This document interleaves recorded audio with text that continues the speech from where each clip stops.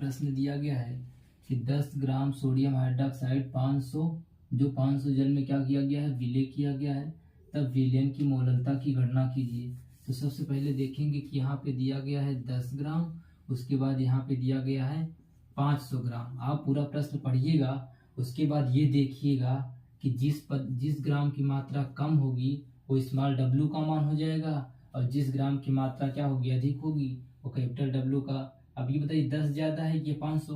ये 500 ज्यादा है, इसलिए कि कैपिटल W का मान हो जाएगा, ये 10 कम है इसलिए स्मॉल w का मान हो जाएगा।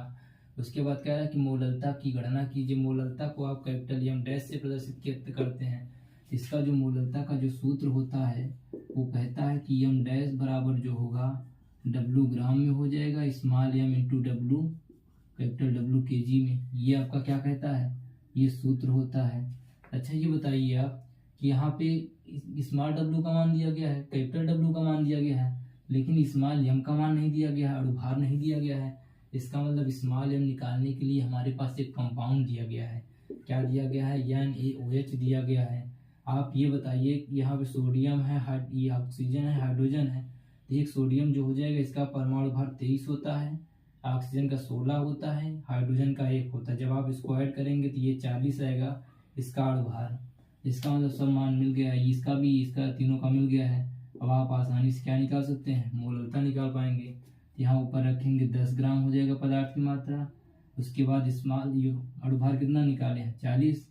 उसके बाद कैपिटल W का मान कितना दिया गया है, 500 दिया गया है, यहाँ लिखेंगे। लेकिन एक बात और याद रखिएगा, यहाँ केजी में पूछा जा रहा है, आपके पास ग्राम में ही है, तो आप ऊपर क्या करेंगे, 1000 से गुणा करा देंगे। तब ये बताइए 500 का नाम 500, 500 दूना कितना हो जाएगा, 1000 हो जाएगा। यहाँ 10 का नाम 10, 10 चौक कितना हो जाएगा, 40 हो जाएगा।